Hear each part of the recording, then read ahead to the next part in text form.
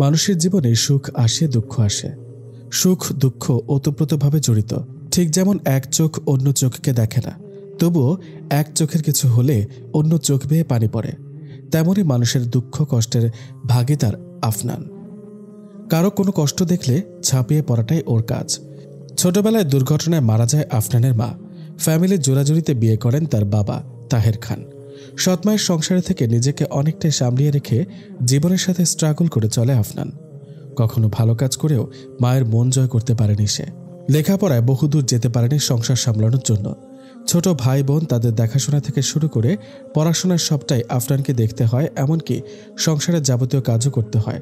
যদিও রোহান তিশা সৎ ভাই বোন, কিন্তু কখনো সৎ নজরে কেউ কাউকে দেখেনি।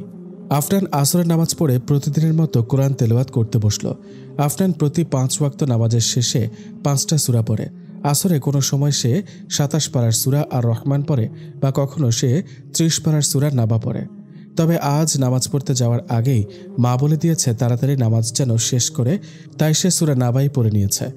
আফনান বলল, মা আমায় ডেকেছিলেন কেন? রাতে আমার ভাই আসবে, খাবারের বন্দোবস্ত করতে হবে, আর এখন আমায় 1 কাপ চা করে দে, শরীরটা ভালো লাগছে না। আফনান বলল, মাথা নেড়ে সায় দিয়ে রান্নাঘরে গেল। পাশের রুম থেকে বাবা বলল, মারে আমায়ও 1 কাপ চা করে দিস। আনান রান্না বান্নায় খুবই পারদর্শী, কারণ ছোটবেলা থেকে এসবে নিজেকে বসিয়ে এ পর্যন্ত এসেছে। মাকে চা দিয়ে বাবার রুমে গেল। বাবা একটা হাদিস পড়ছিল। আফনানের আসার শব্দ পেয়ে বইটা অফ করে, আয় মা বস, তোর হাতের চা না খেলে সকাল আর বিকাল যেন আমার কাটেই না। মেয়ের মুখটা শুকিয়ে গেছে সারাদিন রাত খাটুনিতে। বাবা বলল, মারে তুই আমায় ক্ষমা করিস, পারছে না কোনো প্রতিবাদ করতে, তোর অনেক কষ্ট হচ্ছে জানি মা, কিন্তু। আফনান বলল, বাবাকে থামিয়ে দিয়ে, তুমি একজন শিক্ষিত বিচক্ষণ বাবা, তুমি কি ভুলে গেলে আল্লাহ কোরআনে কি বলেছেন?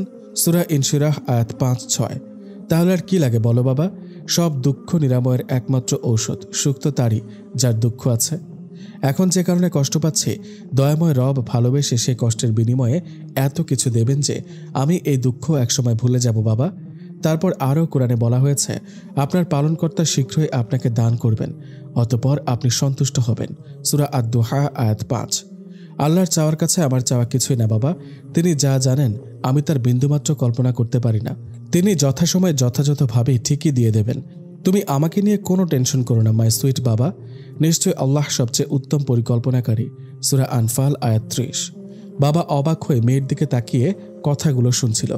তারপর আফনানকে কাছে ডেকে, আয় মা, তোর মাথায় একটা ফুঁ দিয়ে দিই, আমার আশীর্বাদ সবসময় থাকবে। তোর কথাগুলো শুনে সত্যি আমি অবাক, ভাষা হারিয়ে ফেলেছি। আমি গর্বিত তোকে নিয়ে মা। আফনান বলল, আচ্ছা বাবা, আমি এখন আসি। মামা নাকি আসবে, তাই একটু আপ্যায়নের ব্যবস্থা তো করতে হবে, বলে চলে গেল। সব কাজ গুছিয়ে নিল। মাগরিবের সময় ঘনিয়ে আসছে। বাবাকে আর ভাইকে মসজিদে নামাজে যেতে বলে, বোনকে আর মাকে নামাজে যেতে বলে নিজেও নামাজে চলে গেল। মা বলল, শোন, ফরজ নামাজটুকু কোনো রকমে তাড়াতাড়ি পড়ে আয়। আফনান নামাজে গিয়েও থেমে গেল আর বলল, না মা, আমি ফরজ নামাজ পড়ে সুন্নত বাদ দিতে পারবো না। তুমি জানো না মা, আমাদের নবী সাল্লাল্লাহু আলাইহি সাল্লাম বলেছেন যে প্রতিদিন 12 রাকাত সুন্নত নামাজ পড়বে আল্লাহ তার জন্য জান্নাতে একটি ঘর নির্মাণ করবেন। তাহলে আমি কি করে সুন্নত ছেড়ে দেব বলো? মা থতমত খেয়ে বলল, আচ্ছা আচ্ছা ঠিক আছে, পড়ে নে, তবে খেয়াল রাখিস ঠিক সময় মতো চলে আসবি, বেশি সময় নিবি না। দীর্ঘ একটা নিঃশ্বাস ছেড়ে চলে গেল আফনান আর আল্লাহকে বলল, আল্লাহ, এই জেলখানা থেকে কবে যে মুক্তি পাবো, কবে তোমার নাম প্রাণ ভরে নিতে পারবো।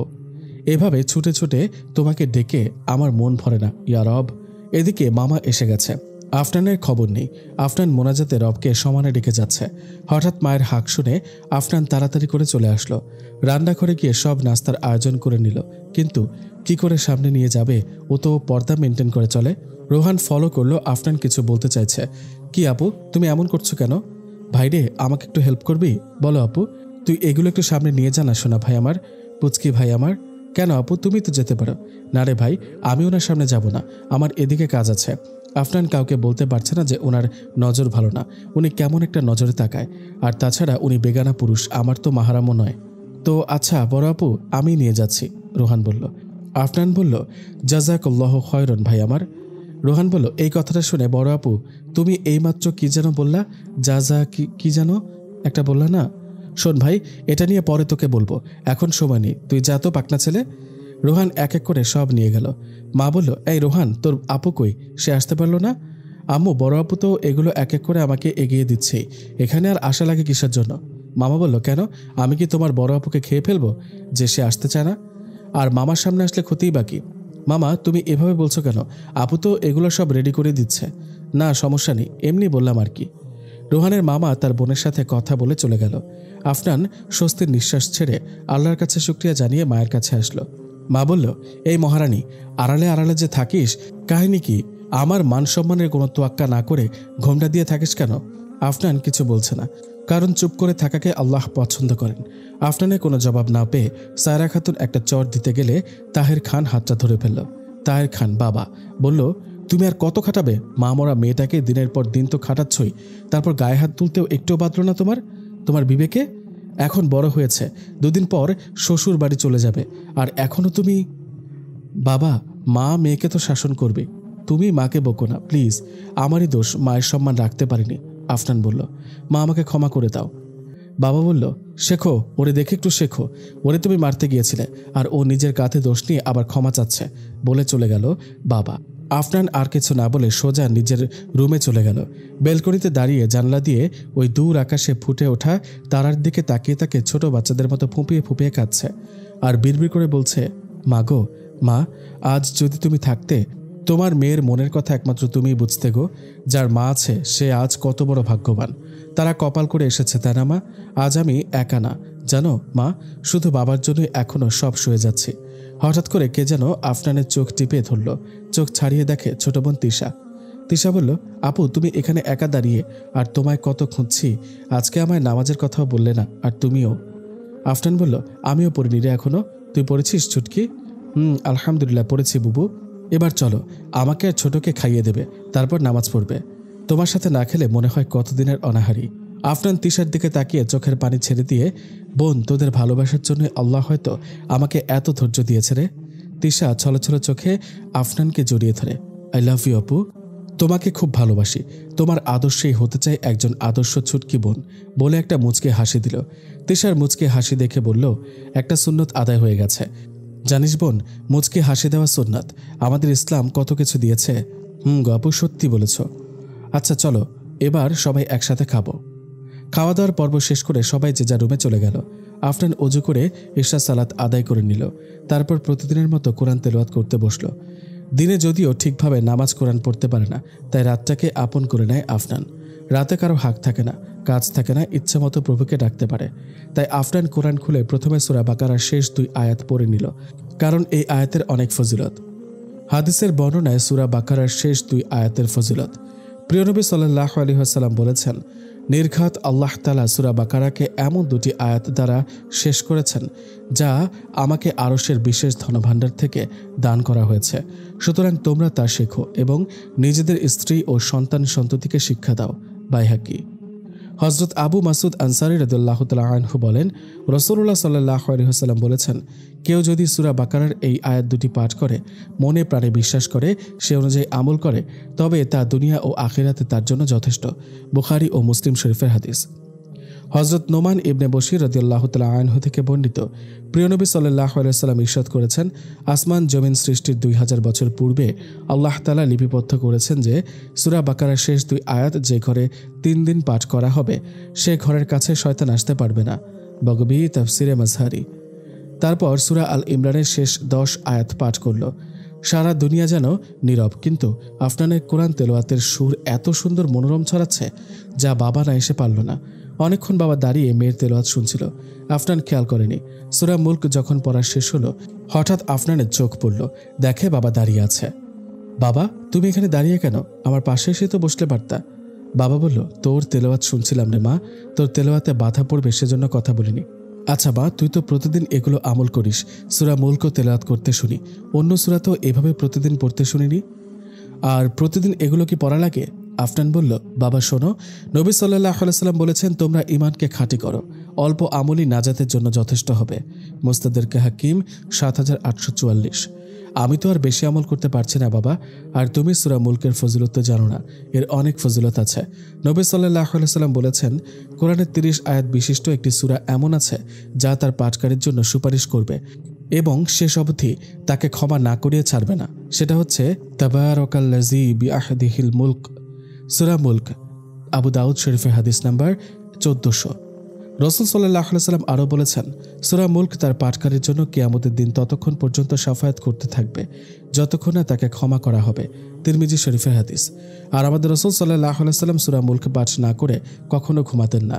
তিরমিজি শরীফের হাদিস নাম্বার 2897। ইবনে আব্বাস রাদিয়াল্লাহু তাআলা আনহু বলেছেন, সূরা মুলক শিখো এবং নিজেদের স্ত্রী পুত্রদেরও শেখাও। এটা কবরের আযাব হতে রক্ষা করবে এবং কিয়ামতের দিন আল্লাহর দরবারে এই সূরা পাঠকারীর পক্ষে কথা বলে তাকে মুক্ত করবে।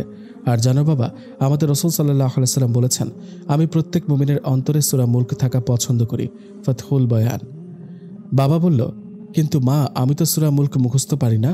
তাতে কি বাবা, তুমি তো কোরআন তেলাওয়াত করতে পারো, প্রতিদিন রাতে এটা পড়বা, একসময় দেখবা পড়তে পড়তে তোমার মুখস্থ হয়ে যাবে ইনশাল্লাহ। আগ্রহ নিয়ে পড়বা বাবা। ইনশাল্লাহ মা, পড়ব। আল্লাহ তোকে নেক হায়াত দান করুন, তোর মনের ইচ্ছা পূরণ করুন। মারে, কখন জানি মরে যাই, তোকে যদি সৎ পাত্রে দান করে যেতে পারতাম, শান্তি পেতাম মা। বাবা, এসব কি বলো? আমি তোমাকে ছেড়ে কোথাও যাব না, আমি তোমার কাছে এখানে বেশ আছি আলহামদুলিল্লাহ। বাবা বলল, আমি তো আর চিরদিন থাকবো না, তখন তোকে কে আগলে রাখবে বল? বাবা প্লিজ, তুমি এসব বলো না। সেদিন তো বলেছি আল্লাহ উত্তম পরিকল্পনাকারী, তিনিই সব ঠিক করবেন ইনশাআল্লাহ। মা, তাহলে আমি এখন আসি, বেশি রাত জাগিস না, ঘুমিয়ে পড়িস কেমন? মাথা নাড়িয়ে সায় দিল, আচ্ছা বাবা। আফনান ঘুমানোর সুন্নতগুলো মেনে ঘড়িতে অ্যালার্ম দিয়ে ঘুমিয়ে গেল রাতে তাহাজ্জুদ পড়ার জন্য। রাত 3টা বাজে, চারপাশটা নীরব। আফনান ভাবতে লাগলো, অনেকেই বলে রাতে নাকি তাহাজ্জুদ নামাজ পড়তে উঠলে জিন ভূতের ভয় করে, কই আমার তো করে না। এর সময় মহান আল্লাহ তাআলা প্রথম আসমানে আসেন আর বান্দা বান্দীদের জিজ্ঞেস করেন, তোমাদের কার কি দরকার আমাকে বলো, আমি পূরণ করে দেব। তাহলে ভয় কিসের? এই সময়টা তো চাওয়া পাওয়ার সময়। স্বয়ং আল্লাহ তাআলা নিজে জিজ্ঞেস করেন। এসব ভাবতে ভাবতে ওযু করে নামাজ পড়ল আর মোনাজাতে আল্লাহর বরত্ব ও দরুদ পাঠ করে দোয়া করতে লাগলো আর বলতে লাগলো, ইয়া আল্লাহ, আমি এক গুনাহগার বান্দী, আপনি আমাকে ক্ষমা করে দিয়েন। মনের সব কথা বলার পরে বাবার কথা মনে করে বলতে লাগলো, আমার বাবার মনের ইচ্ছাটা পূরণ করে দিয়েন, তার টেনশন দূর করে দিয়েন। আল্লাহ একটা দিনদার পাত্র, দিনদার পরিবার মিলিয়ে দিয়েন। মায়ের কথা মনে করে হু হু করে কান্না শুরু করে দিল। কাঁদতে কাঁদতে কানে ভেসে আসলো আজানের সুর। একসাথে ফজরের নামাজ পড়ে একটু জায়নামাজের বিছানায় চোখ বুলিয়ে নিল। হঠাৎ করে মায়ের ডাক শুনে আফনানের ঘুম ভেঙে গেল। তড়িঘড়ি করে এসে, মা সরি, আমাকে ক্ষমা করো, আমি আসলে কাল রাতে একটু হয়েছে, তোর আর বলতে হবে না, এখন এক গাদা কথা সাজিয়ে বলবি, সেটা আমার বোঝা হয়েছে। তুই কেমন মেয়ে আর কেমন বোন ওদের, তুই জানিস না আজ ওদের স্কুল আছে, তোর বাবার অফিস আছে। মা, আমাকে একটু সময় দাও, ওদের সময় হওয়ার আগেই সব রেডি করে ফেলবো ইনশাল্লাহ। আফনান সবার খাবার রেডি করে ডাকলো। বাবা খেয়ে অফিসে গেল আর ভাই বোন ওরাও খেয়ে রেডি হচ্ছে। আফনানের মা ডেকে বলল, রোহান যাবার আগে যেন এক গ্লাস দুধ খেয়ে নেয়, ও দিন দিন কেমন হয়ে যাচ্ছে। কথায় আছে না, নিজের বেলায় 16 আনা আর পরের বেলায় মোটেও না। ঠিক তেমনই আফনানের বেলায় সে সকাল থেকে সবার জন্য খেটে যাচ্ছে, একটু পানি পর্যন্ত মুখে দিল না। আজ আপন মা হলে হয়তো এটা পারতো না, অন্তত এটুকু জিজ্ঞেস করতো, তুই খেয়েছিস কিনা। আফনান এক গ্লাস দুধ নিয়ে রোহানের কাছে গেল। ছোট, নে দুধটুকু খেয়ে নে, না হলে মা বকবে। আপু, আমি খাবো না, যদি খেতাম তাহলে তো খেয়েই আসতাম। আফনান আদরের সুরে বলল, রোহান, বড়দের কথা ফেলতে নেই শোনা, না হলে তুমি বড় হবে কেমনে, সুস্থ থাকবে কেমনে, মা বাবাকে তোমার দেখে রাখতে হবে তো। আচ্ছা দাও, তাড়াতাড়ি খেয়ে নেই। বলেই আফনানের হাত থেকে নিয়ে তাড়াতাড়ি করে খেতে গেলে আফনান বলল, আরে আরে কি করছিস তুই, আস্তে করে খা, খেতে হয় বসে। ও হ্যাঁ আপু, দুধ বা পানি আস্তে করে বসে খেতে হয়। আর দুধ খাওয়ার দোয়া মনে আছে তো? আছে তো আপু। আল্লাহুম্মা বারিক লানা ফি ফি কি হলো, শুধু ফি ফি বলছো কেন, ভুলে গেলে তো? শোনো, আমি পুরোটা পড়ছি। আল্লাহুম্মা বারিক লানা ফিহি ওয়াজিদনা মিনহু। ওহ আপু, আমি পারি তো, এবার আমি বলি শোনো। দোয়া পড়ে বসে 3 ঢোকে পানি দুধ খাওয়া সুন্নত। আফটান খেতে বসবে তখন আবার মায়ের হাঁক, এদিকে আয়, পাশে বস, আমার মাথায় একটু তেল দিয়ে মালিশ করে দে, তোদের টেনশনে আমি শেষ। কেন মা, কিসের এত টেনশন তোমার? আফটানের মা ধমকের সুরে বলল, তোর শুনে কাজ নেই, যা বলছি তাই কর। আরাম পেয়ে মা ঘুমিয়ে পড়ল। বাবার আসার সময় হয়ে গেছে। আজ বাবাকে একটু অন্যরকম খুশি খুশি লাগছে। ব্যাপার কি এখন জিজ্ঞেস করব? না থাক, আগে রেস্ট নিক তারপর। আফনান চট করে এক গ্লাস লেবুর শরবত করে বাবার রুমে গেল। শরবত খাচ্ছে আর নিজে থেকেই বলছে, জানিস মা, আজ আল্লাহ মুখ তুলে তাকিয়েছেন। আফনান তো এটাই শোনার জন্য অধীর আগ্রহে বসে আছে। আল্লাহর কাছে শুকরিয়া জানিয়ে বলল, কি হয়েছে বাবা, বলো না। জানিস মা, বস আমার পথ পরিবর্তন করেছে, মাইনে বাড়িয়েছে, আমার সততা দেখে, বিশ্বাস দেখে। এখন থেকে আর তেমন কষ্ট করতে হবে না ইনশাল্লাহ। দেখতে হবে তো বাবাটা কার, মিস আফনানের বলে একটা মুচকে হাসি দিল আর বাবাকে ভালোবাসি বলে জড়িয়ে ধরে হু হু করে কেঁদে দিল। কিরে তুই কাঁদছিস কেন পাগলি মেয়ে আমার? আর শোন, এই কথাটা তোর মাকে যেন বলিস না। বাড়তি টাকাটা আমি তোর জন্য রেখে দেবো রে। মা, তুই সারা জীবন কষ্ট করে গেলি, আমি তোর বাবা হিসেবে একটা দায়িত্ব আছে তো, তোকে বিয়ে দিতে হবে তো। মা, বাবা বিয়ে দেবে ঠিক, কিন্তু আমি কোনো বড়লোক বাপের বেটাকে বিয়ে করব না। তাদের মাঝে কোনো দিনদারিতা নেই, দাড়ি নেই, হাঁটুর নিচে জিন্স প্যান্ট পরে, যেগুলো দেখলে আমার শরীরে জ্বালা করে। জানো তো বাবা, যেখানে 5 তলায় সুখ নেই সেখানে গাছতলায় সুখ আছে। তুমি এমন কাউকে এনে দিও, আমি চোখ বুঝে রাজি হয়ে যাব প্লিজ বাবা। ইনশাল্লাহ পাগলি মেয়ে, আল্লাহ চাইলে সব হবে। কিছুদিন পর হঠাৎ একদিন জলিল সাহেব, তাহের খানের বস, নিজেই আফটানের বাবাকে বলল, আমার না অফিসে বাড়িতে খুব বোর লাগে, কোথাও একটু বের হব বুঝলে, কিন্তু কোথায় যাব? আফটানের বাবা আমতা আমতা করে বলল, স্যার কিছু মনে না করলে আমি একটা কথা বলবো? হ্যাঁ হ্যাঁ নিশ্চয়ই নিশ্চয়ই। না মানে বলছিলাম কি স্যার, আপনার পদার্পণ যদি আমার বাসায় করতেন খুব খুশি হতাম। আরে এটা তো আমি ভাবনে আনতে পারিনি, দারুণ প্রস্তাব, নিশ্চয়ই যাব, আগামীকাল যাব ইনশাল্লাহ। ইনশাল্লাহ স্যার। আফটানের বাবার মনে আনন্দের ঢেউ। বস তার বাসায় আসবে, কিন্তু বাসায় তো কাউকেই বলিনি। আর আফটানের মায়ের যে মেজাজ, কি থেকে কি বলে আল্লাহ মালুম। আর যাই হোক, আমার আফনান মা আছে, ও সব ম্যানেজ করে নেবে বলে স্বস্তির নিঃশ্বাস ছাড়ল। আফনানের মাকে ডেকে বলল, শোনো একটা কথা আছে বলার। আফনানের মা অধীর আগ্রহ নিয়ে, হ্যাঁ বলো, কি বলবা? স্যার আসবেন আমাদের বাসায় আগামীকাল। স্যার আসবেন? কোন স্যার? আরে আমার অফিসের মালিক আসবেন। মালিক আসার কথা শুনে আফনানের মায়ের চোখ ছানা বড়া হয়ে গেল। কি বলছো তুমি? আজকাল কি দিনে জেগে জেগে স্বপ্ন দেখছো? আরে না, সত্যি বলছি। পরদিন আফনানের মা অসহায়ের মতো হয়ে মেয়ের কাছে রুমে গেল। আফটার মায়ের এরকম চেহারা দেখে অবাক। এরকম তো আগে কখনো এই রূপে দেখিনি তোমার। কি হয়েছে মা? উৎকণ্ঠিত হয়ে জবাব দিলেন, আরে তোর বাবার অফিসের বস আসবেন। বস বুঝিস, তার মালিক। এই প্রথম অত বড় মাপের লোক আমাদের বাসায় আসবে, ওনার আপ্যায়নেরও তো কোনো কমতি রাখা যাবে না। উনি আমাদের অতিথি, কি করব এখন? আরে মা তুমি টেনশন করছো কেন? আর তুমি ঠিকই বলেছ, উনি আমাদের বাড়ির মেহমান, অতিথি। আর মেহমান বাসায় আসলে তার আপ্যায়ন করা আমাদের দায়িত্ব। আর তাছাড়া অতিথি আপ্যায়ন করা মহৎ গুণ। তাছাড়া আত্মীয়তার বন্ধনকে শক্ত করে, বন্ধুত্বকে করে সুদৃঢ়, আর সামাজিক সৌহার্দ্য সৃষ্টিতে এক বিশাল ভূমিকা রাখে। মহানবী সাল্লাল্লাহু আলাইহি সাল্লাম ইরশাদ করে বলেন, আল্লাহ ও পরকালের প্রতি যে ঈমান রাখে সে যেন মেহমানের সমাদর করে। সহিহ বুখারী শরীফে হাদিস নাম্বার 6136। অন্য এক বর্ণনায় মহানবী সাল্লাল্লাহু আলাইহি সাল্লাম বলেছেন, যে মেহমানদারি করে না তার মাঝে কোনো কল্যাণ নেই। মুসনাদে আহমদ 17419। আরে থাম, আমি তোর হাদিস। আপনার মায়ের মুখ থেকে কথাটা টেনে নিয়ে বলল, শোনো, আরেক হাদিসে মহানবী সাল্লাল্লাহু আলাইহি সাল্লাম আব্দুল্লাহ ইবনে ওমর রাদিয়াল্লাহু তাআলা আনহুকে লক্ষ্য করে বলেন, নিশ্চয়ই তোমার উপর তোমার মেহমানের হক রয়েছে। সহিহ বুখারী শরীফ হাদিস নাম্বার 613। আর আফনানের ওপর রেগে গিয়ে মা বললেন, আমি কি তোর হাদিস শুনতে এখানে এসেছি? কখনো কোনো কিছু জিজ্ঞেস করলে তুই হাদিস শুরু করে দিস। মা রাগো কেন? তুমি তো জানোই আমি বরাবরই একটু এরকম, সবসময় সবটার আলোচনা করেই তবে ছাড়ি। তোর হাদিস শুনি আমি এখানে এসে, আর ওদিকে তার আসার প্রায় সময় ঘনিয়ে আসছে।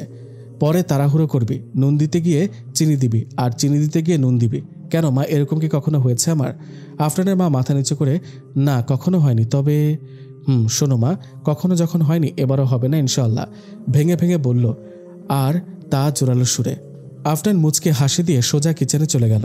আজ একটু অন্যভাবে নিজের কেরামতি দেখাবে, কারণ যেমন তেমন লোক তো নয়, সে একজন মালিক, আর আপ্যায়নের দিকটাও একটু স্পেশাল হওয়া চাই। আফনান আজকে অনেক রকমের পিঠা বানিয়েছে, আর শরবত থেকে শুরু করে চাটনি পর্যন্ত সব আইটেম করেছে। যেটা ইচ্ছে সেটাই খাবে, তবে আইটেমগুলো অগণিত হতে হবে। এক এক করে সবগুলো রেডি করে রাখলো। তবে এর ভেতরে আফনানের মা 3 থেকে 4 বার এসে হাজিরাও দিয়ে গেছেন সব কমপ্লিট হয়েছে কিনা। তাহের খান পায়চারি করছেন, বস কখন আসবে, চোখে মুখে যেন আনন্দের ফোয়ারা ছুটছে। হঠাৎ দরজার নক শুনতে পেল। 1 সেকেন্ডও দেরি না করে দরজা খুলতেই দেখে বস হাজির। সালাম দিয়ে ভেতরে আনলেন। জলিল সাহেব এক পা করে ভেতরে ঢুকছে, আর চারপাশে চোখ বুলাচ্ছে। বাহিরটা যেমনই হোক না কেন, ভেতরটা যেন স্বর্গ, এত সুন্দর করে সাজানো গোছানো সব পরিপাটি। জলিল সাহেব মনে মনে বলছেন, মাশাআল্লাহ, খুব সুন্দর, এমন বাড়িতে তো না খেয়েও সারাদিন পার করে দেওয়া যায়। সব নিজের হাতে আর্ট করা, নকশি করা, মনে হচ্ছে কেউ হাতে এসব করেছে। আফটারের বাবা মেয়ের একটু প্রশংসা করে, স্যার এগুলো আমার মেয়ের পাগলামি, যখনই সময় পায় নকশা করে, তবে ও কোনো ছবির নকশা করে না, জীব আকৃতি ঘরে রাখাও না জায়েজ। তাহের খান মালিক মহাজনকে বসিয়ে তার আপ্যায়নের জন্য ব্যস্ত হয়ে গেল। মেয়ের কাছে গিয়ে এক এক করে সব আনলেন। জলিল সাহেব যত দেখে ততই অবাক হচ্ছে। এত খাবার আর এত সুন্দর ডেকোরেশন, কি বলবে, ভাষা হারিয়ে ফেলছে। কিছু একটা জিজ্ঞেস করবে তাহের খানকে, কিন্তু সে লজ্জায় আটকে গেছে। কি আবার মনে করবে সেজন্য এখন কিছু জিজ্ঞেস করব না, অফিসে বসে করব।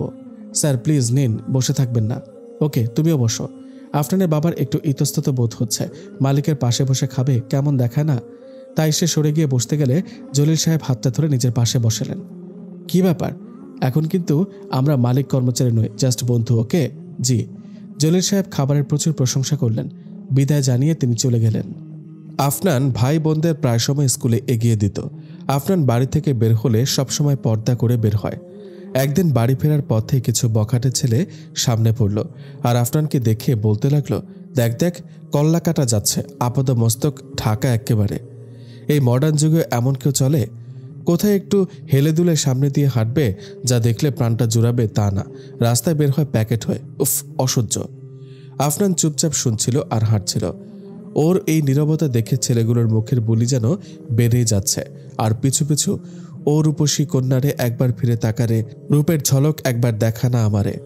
পরক্ষণে আফনান থমকে দাঁড়িয়ে প্রতিবাদী মেয়ের মতো বলল, আপনারা পথে ঘাটে মেয়ে দেখলে এমন করেন কেন, আর আমার পিছু নিচ্ছেন কেন? মহানবী সাল্লাল্লাহু আলাইহি সাল্লাম বলেছেন, তোমরা নারীদের নিকট প্রবেশ করা থেকে বিরত থাকো। আর আপনারা আমার পিছু নিয়েছেন, ভাবতে অবাক লাগে। আমাদের মতো মেয়েরা আপনাদের জন্য লাঞ্ছিত হচ্ছে। শুনুন, সাবধান হন। সমাজের সমস্ত রকমের অশ্লীল ও বেহায়া প্রচলন থেকে বেরিয়ে আসুন এবং কেবলমাত্র কোরআন ও সুন্নাহ অনুযায়ী জীবনযাপন করুন। আফনানের কথাগুলো চুপচাপ শুনছে আর একজন অন্যজনের দিকে তাকিয়ে চোখাচোখি করছে। মনে হচ্ছে যেন কেউ একজন বক্তৃতা দিচ্ছে আর দর্শকরা তা শ্রবণ করছে। আফনান ওদের নীরবতা দেখে সাহস পেয়ে গেল। আরও বলার সুযোগ পেয়ে বলল, মহান আল্লাহ পাক বলেন, হে নবী, মুমিন পুরুষদেরকে বলো তারা যেন তাদের দৃষ্টি সংযত রাখে এবং তাদের যৌনাঙ্গকে হেফাজতে রাখে, এটি তাদের জন্য উত্তম। সূরা নূর। আর আপনারা কি করছেন? দৃষ্টি হেফাজত তো দূরে থাক, ডেকে ডেকে কথা বলেন। আফসোস। এই কথা বলে আফনান চলে আসলো আর নিজেকে হাঁফ ছেড়ে বাঁচালো। ও নিজেও জানে না যে এত সুন্দর করে বুঝিয়ে বলতে পারবে। ছেলেগুলো আফনানের যাওয়ার দিকে তাকিয়ে রইল আর বলতে লাগলো, কি আজব মেয়ে দেখলি, আজ পর্যন্ত কোনো মেয়ে চোখ তুলতে সাহস পায়নি, আর সে আমাদের জ্ঞান দিয়ে গেল। পাশ থেকে একজন বলে উঠল, দেখ, মেয়েটা কিন্তু সব সত্যি কথা বলেছে আর সব কোরআন দিয়ে বুঝিয়ে দিয়েছে, আমাদেরও সেরকম ভাবেই চলা উচিত। আরে রাখ তোর আবেগ মাখা কথা, এখন তো বয়স আমাদের এসব ফুর্তি করার, এখন না করলে করব কখন? বাদ দে, চল এখন। ওইদিকে আফনানের দেরি দেখে মা ভীষণ রেগে গেছে। আফনান বাড়ি ঢুকতেই, কিরে তুই আজকে আবার কোন মহল্লায় গিয়ে হাদিস শোনালি? না মানে তোকে তো কিছু বলার আগেই হাদিসের বয়ান ঠোঁটে এসে জমা হয়।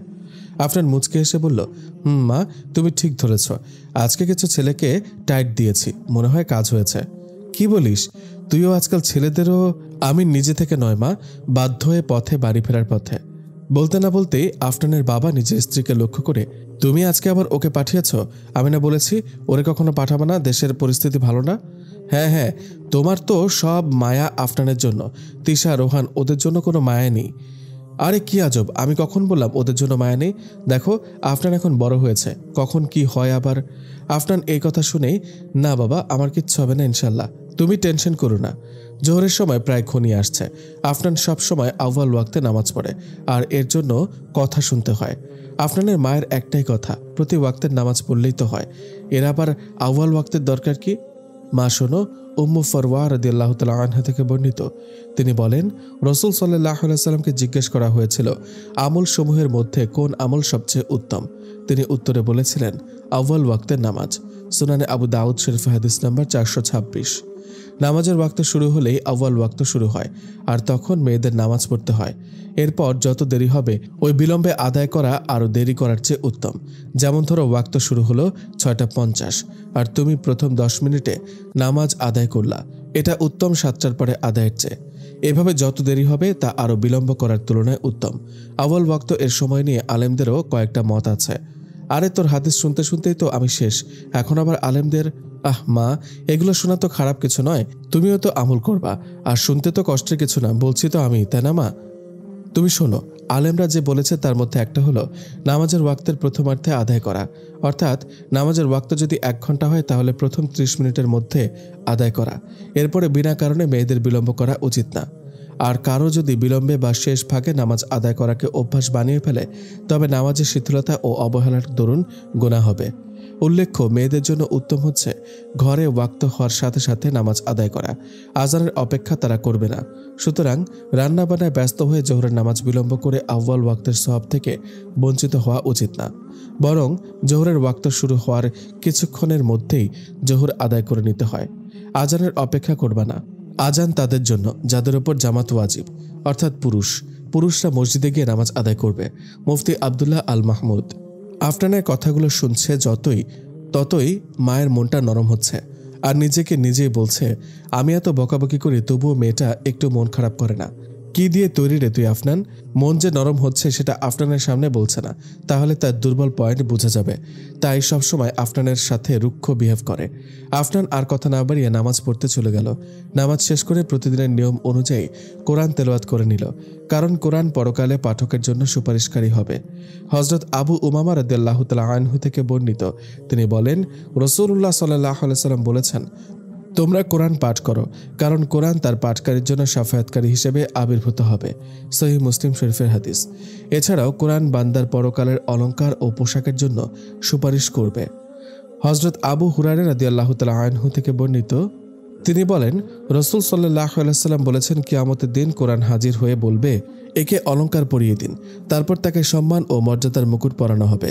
সে আবার বলবে, হে আমার আল্লাহ, তাকে আরও পোশাক দিন। সুতরাং তাকে মর্যাদার পোশাক পরানো হবে। সে আবারও বলবে, হে আমার রব, আপনি তার উপর সন্তুষ্ট হন। অতঃপর আল্লাহ তার উপর সন্তুষ্ট হবেন। তারপর তাকে বলা হবে, পাঠকারীকে, তুমি এক এক আয়াত করে পড়তে থাকো আর ওপরের দিকে উঠতে থাকো। ঠিক এমনই করে তার প্রতিটি আয়াতের বিনিময়ে একটি করে নেকি বাড়ানো হবে। তিরমিজি শরীফে হাদিস নাম্বার 2846। আর এজন্যই আফনান জরুরি কোনো কাজ না পড়লে সবসময় কোরআন তেলাওয়াত করতে থাকে। দুপুরে খানা খেয়ে সবাই ঘুমিয়ে পড়ল, কিন্তু আফনান বিকেলে নাস্তায় যে আইটেম রাখবে সে সব রেডি করে ফ্রিজে রেখে দিল। তারপর আসরের নামাজ পড়ে নাস্তা রেডি করলো। সকাল কিংবা বিকাল আফনানের হাতের নাস্তার অপেক্ষায় থাকবে সবাই, আর ও সবসময় রান্নাবান্নার বিষয়ে পটুশীল। বিশেষ করে বিকেলে আফনান নতুন নতুন আইটেম করে, আর সেগুলো রুটিন অনুযায়ী হয়ে যায়। পরে সেটা আর নতুন আইটেম থাকে না, পুরনো হয়ে যায়। কোনো সময় নাস্তা রেডি না হলে বাসার সবাই একসাথে হাঁক দিয়েই বলে ফেলে, কইরে আজকে শুধু চা আর বিস্কুট আর মুড়ি খেলেই হবে নাকি? এসব করতে করতে ওর সময় পার হয়ে যায়। ওইদিকে জলিল সাহেব তো খাবারের স্বাদ মনে করে করে নিজের স্ত্রীকে বলেই ফেললো এক এক করে সব কথা। স্ত্রীও বলে ফেললো, এই শোনো না, আমাকে একদিন নিয়ে চলো না প্লিজ, দেখবো তোমার কথাগুলো শুধু কথাই নাকি বাস্তবের সাথে মিল আছে। আরে শুধু বাস্তব কেন বলছো? তোমাকে আমি নেব সেটা যাচাই করার জন্য। তবে আগে তো তাকে তাহেরকে বলতে হবে। হুট করে তো আর কোথাও যাওয়া যায় না, তাই না? তা যা বলেছ, কিন্তু শোনো না, অসহায়ের মতো করে বলল মুখ মলিন করে, আমাদের তো একটা মাত্র ছেলে, ও দিন দিন কেমন বাহিরমুখ হয়ে যাচ্ছে। তুমি একটু খেয়াল রেখো, ওর কোনো পরিবর্তন নেই, সারাদিন বন্ধুবান্ধব, আড্ডা, নেশা। শানু, উফ, ছাড়ো তো ওর কথা, আমার আর শুনতে ভালো লাগছে না। কি যে করি, ওর জন্য চেষ্টা তো কম করিনি।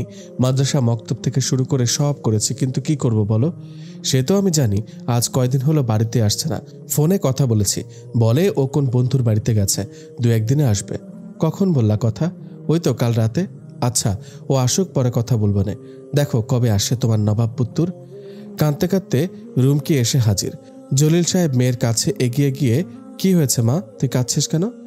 সমানে বাচ্চাদের মতো কেঁদে যাচ্ছে। রুমকির মা মেয়েকে আলতো করে গাল দুটো ধরে, দেখি আমার সোনা মাটার কি হয়েছে? তুমি না বললে বুঝবো কেমনে মা?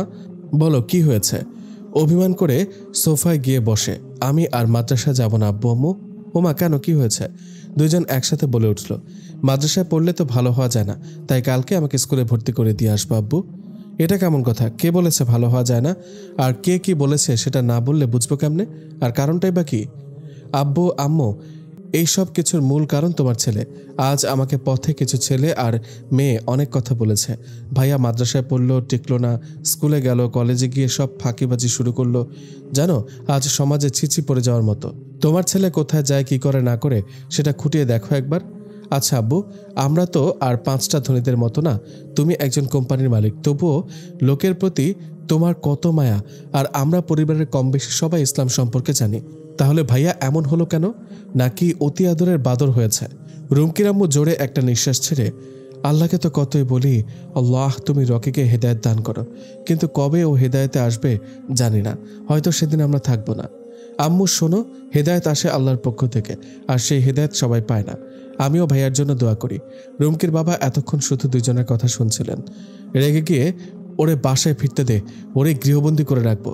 ভেবেছে কি ও আমি এখনো জীবিত, আর ও যা না তা করে বেড়াবে? ইম্পসিবল, এটা কিছুতেই মানব না। সবাই মাথা নিচু করে কথা শুনছিল। হঠাৎ কলিং বেল বাজল। আলেয়া, দেখতো এই অসময় কে আসছে? জি আচ্ছা, দেখতাছি। আলেয়া দরজা খুলতে দেখে রকি দরজার সামনেই পেছন ফিরে দাঁড়িয়ে আছে। আরে ছোটবাবু যে, এই তো এখনই আপনার কথাই হইতাছিল। আহেন আহেন। রকির মুখ মলিন, চিন্তাযুক্ত দেখাচ্ছে, চোখ বসে গেছে, মনে হয় যেন কত দিনের অনাহারী। কারোর সাথে কথা না বলে উপরে চলে যেতে চাইলে রকির বাবা বলে উঠল, দাঁড়াও। গর্জন দিয়ে মনে হচ্ছে 100 ভোল্টের পাওয়ার নিয়ে রেগে আছে। রকি এক পা নিচে আর এক পা সিঁড়িতে দেওয়ার আগেই নামিয়ে নিল। কিছু বলবা আব্বু? নরমভাবে বলল। আহা, হা হা হা হা। কিছু বলবে আব্বু? মনে হয় যেন কচি খোকা, কিচ্ছু বোঝে না। শুধু কি বলবো না, এবার কিছু করব। ওকে আব্বু, তুমি যা খুশি করো, তবে এখন না প্লিজ। মাত্রই তো আসলাম, পরে না হয়। ছেলের মুখের কথা শেষ করতে না দিয়ে রকির মা বলে উঠল, ঠিকই তো, মাত্রই তো আসলো, তাহলে এমন করছো কেন? একটু রেস্ট করতে দাও। দেখো শানু, তোমার জন্যই আজ ওর এই পরিণতি। কখনো কিছু বলতে গেলে তুমি বাধা দাও, আবার বলো কিনা ছেলের দিকে খেয়াল করি না। আচ্ছা বাদ দিলাম না হয় এবার, পরে আবার যেন কিছু বলতে এসো না। রকি নিজের রুমে চলে গেল। ওয়াশরুমে গিয়ে নিজেকে পরিপাটি করে এক পর্যায়ে পবিত্র করে নিল বলা চলে। শুয়ে শুয়ে শুধু সেদিনের কথাই মনে পড়তে লাগলো। পথের ওই মেয়েটাকে, যার কথাগুলো আমার মনে বারবার চলে আসে। মেয়েটার কথাগুলো সত্যি অনেক ভাবায়, কিন্তু মেয়েটা কোথায় থাকে, কী বা করে? আর প্রথম কথা হলো, মেয়েটা আপাতমস্তক ঢাকা ছিল, শুধু ওর কণ্ঠটাই শোনা হলো, নাম ঠিকানা কিছু জানতে পারলাম না। উফ, আর জানবই বা কেমনে? যেভাবে ভাষণ দিয়ে আমাদের বোকা বানালো, নিজেই একা একা বিড়বিড় করে বলছিল। হঠাৎ করে ওর বন্ধু জুয়েল কল দিল। কিরে, কই তুই? বাসায় গিয়ে ভুলে গেলি? একবারও তো কলও দিলি না। আরে কল দেব কি, মনটা কেমন যেন আঁকুপাকু করছে, বুঝলি? আচ্ছা যাই হোক, সন্ধ্যায় বের হবি তো? ক্লাবে দেখা হবে। দেখি, গেলে জানাবো। ফোন রাখতেই দেখে রকির মা পাশে দাঁড়িয়ে আছে। কি রে, আবার কোথায় যাওয়ার প্রোগ্রাম করছিস? আচ্ছা রকি, তুই তো আমার একটা মাত্র ছেলে, তোর বাবা একা কতটা দিক সামলাবে বলতো? আর তুই কি করছিস না করছিস এসব লোকে কানাকানি করছে, আমাদের মান সম্মান নিয়েও কথা উঠেছে, আর তুই কি না? রকি কিছু বলছে না, কি যেন সারাক্ষণ ভাবছে শুধু, আর টেনশন করছে। কিছু না বলে ক্লাবে চলে গেল। বন্ধুরা সবাই যে যার মতো নেশা গিলছে, আর ওর কেমন যেন নেশার প্রতি অনীহা। জুয়েল এসে বলল, কিরে রকি, আজ তোকে অন্যরকম মনে হচ্ছে, আয় চল একটু আনন্দ করবি। না রে দোস্ত, তোরা আনন্দ কর, আমি বাসা যাচ্ছি। জুয়েল সহ সব বন্ধুরা অবাক যে ছেলে কিনা সারাক্ষণ নেশায় ডুবে থাকতো, আর আজ সে অবাক কাণ্ড। দরজার কলিং বেল বাজল। আলেয়া দরজা খুলে দেখে রকি। সবার চোখ ছানাবড়া হয়ে গেল। এরকম তো কোনোদিনও আর্লি বাসায় আসেনি ও, তাহলে আজ কেন? সবাই চোখাচোখি করছে। মা বাবা বোন সবাই খেতে বসেছে, কিন্তু কখনো রকির সাথে একই টেবিলে একই সময় খাওয়া হয়নি।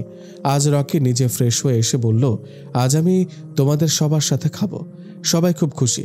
এটা কি ওর পরিবর্তন নাকি অভিনয়? রকির বাবা নিজে নিজে ভাত খাচ্ছে আর ভাবছে। খাওয়া শেষে যে যার মতো রুমে চলে গেল। ওইদিকে আফরানের মন শুধু একটা কথাই ভাবছে, আচ্ছা পথে যে কিছু বখাটে ছেলে দেখলাম, ওরকম আমার ভাগ্যে জুটবে না তো? না আছে দাড়ি, আর না পরে নামাজ, না পরে টাকনোর ওপরে প্যান্ট। আফরানের মনের ভেতরে এই দ্বিধা দ্বন্দ্ব চলতে থাকে, তবুও ভরসা আছে আল্লাহর উপর। আফরান আজানের অপেক্ষা না করে অজু করে নামাজে দাঁড়িয়ে গেল। নামাজ শেষ করে মোনাজাতে দোয়া শুরু করলো। হে আমার সৃষ্টিকর্তা, আমি যখন কোনো দ্বিধাদ্বন্দ্বের ভেতরে থাকি, আপনি আমাকে পথ দেখান। আপনি তো আমার একমাত্র পথ প্রদর্শক। ইয়া আল্লাহ, আমি যে এখন অন্ধকারে আছি, আর যতই অন্ধকারে থাকে না কেন, আমার এতটুকু পরিমাণও ভয় নেই, কারণ আপনি আল্লাহ আমার সাথে আছেন। আর আপনি তো আপনার কালামে বলেছেন যে আল্লাহর ওপর ভরসা রাখে তিনিও তার জন্য যথেষ্ট। সূরা তালাক আয়াত 3। একদিন না একদিন আমার জীবন থেকে অন্ধকার কেটে আলো রশ্মি আপনি ফুটিয়ে দেবেন। ইয়া মালিক, আপনি আমার দোয়া কবুল করুন। আফরান মোনাজাতে দোয়া করছে আর সমানে কেঁদে চলেছে। আজ মায়ের কথা খুব মনে পড়ছে। আফরানের মা যদি পাশে থাকতো, ইচ্ছে অনিচ্ছে সবকিছু শেয়ার করতে পারত। যখন খারাপ লাগতো মায়ের আঁচলে মুখ লুকিয়ে ঘুমিয়ে যেত। কাঁদতে কাঁদতে আফরান কখন যে ঘুমিয়ে গেল। এদিকে রকি একা বারান্দায় বসে আছে আর রাতে একসাথে খাবার খাওয়ার মুহূর্তটা ভেসে উঠছে আর ভাবছে একসাথে খেতে বসায় সবাই কত খুশি। এতটুকুতে এত খুশি, তাহলে আমি যদি নিজেকে বদলে ফেলি এই অচেনা মেয়েটার কথা অনুযায়ী, তাহলে সবার হাসি তো ফুরাবেই না। আমাকে আগে কেন কেউ এভাবে বলেনি? তাহলে আমার পরিবর্তন হতে এত সময় লাগতো না। না না, এসব কি বলছি? আব্বু আম্মু তো অনেক করেছেন আমার জন্য, কিন্তু আমি শুনিনি। আর হেদায়েত তো আল্লাহর কাছ থেকেই আসে। আল্লাহ যাকে ভালোবাসেন তাকেই তিনি হেদায়েত দান করেন। আমার চোখ ওই অচেনা বোরকাওয়ালি খুলে দিয়েছে। ঠিকই তো, আমি তো মাত্রই নামে মুসলিম, কাজের বেলায় তো কিছুই না। না চলি কোরআনের আলোকে আর না চলি রসুলের সুন্নত অনুযায়ী। মায়ের ডাকে রকির ভাবনায় ছেদ পড়ল। জি আম্মু, আমি এখানে আসছি। সকালের নাস্তা খেতে খেতে বলল, আব্বু আমি তোমার সাথে অফিসে যেতে চাই, তোমার বাধ্যগত ছেলে হতে চাই। রকির মুখে এসব কথা শুনে রকির বোন বলে উঠল, কিরে ভাইয়া, তুই হঠাৎ করে এত পরিবর্তন হলি কেমনে? কে করলো এমন? রকি মুচকে একটা হাসি দিয়ে, পাগলি বোন আমার, একসাথে সব কথা যায় নাকি? পরে একদিন বলবো সব। রকিকে নিয়ে জলিল সাহেব অফিসে গেলেন। আজ সব স্টাফদের কাজ কমিয়ে দিলেন আর ছোট একটা অনুষ্ঠানের আয়োজন করলেন। এটা করার কারণ হলো সবার সাথে পরিচয় করিয়ে দেওয়া। সবার সাথে পরিচয় করিয়ে দিলেন রকির বাবা রকিকে।